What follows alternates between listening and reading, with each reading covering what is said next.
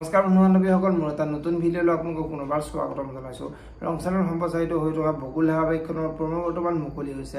আপোনালোকে যদি বকুল ধাৰাবাহিকখন চাই ভাল পায় তেনেহ'লে ভিডিঅ'টোত এটা লাইক কৰি আমাৰ চেনেলটো ছাবস্ক্ৰাইব কৰি ল'ব। এনেকুৱা ধৰণৰ আপডেটবোৰ পাই থাকিবলৈ বকুল ধাৰাবাহিকখনৰ আজিৰ খণ্ডিত দেখিবলৈ পাব অধীৰক সেই ল'ৰাকেইজনে দিগদাৰ কৰি থাকোঁতে সেই সময়তে অদিতি আহি পাব আৰু অদিতিয়ে সেই ল'ৰাকেইজনৰ ওচৰলৈ আহি সেই ল'ৰাকেইজনক খেদি পঠিয়াব আৰু সেই সময়তে আদি আহি পাব আৰু আদিয়ে তই কিয় ইয়ালৈ আহিছ বুলি অদিতিক গালি পাৰিব আৰু তেতিয়া অধীৰে এই ছোৱালীজনীয়ে মোক বচাইছে, তই আকৌ এইজনীৰ লগত কিয় কাজিয়া লাগিছে বুলি আদিৰ আগত ক'ব।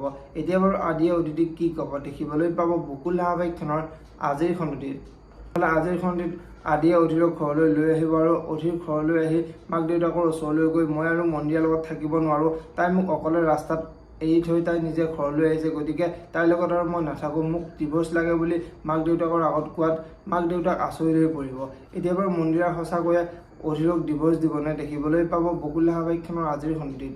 যদিহে আপোনালোকে বকুল ধাৰাবাহিকখন চাই ভাল পায় তেনেহ'লে ভিডিঅ'টোত এটা লাইক কৰি আমাৰ চেনেলটো ছাবস্ক্ৰাইব কৰি ল'ব। এনেকুৱা ধৰণৰ আপডেটবোৰ পাই থাকিবলৈ ধন্যবাদ।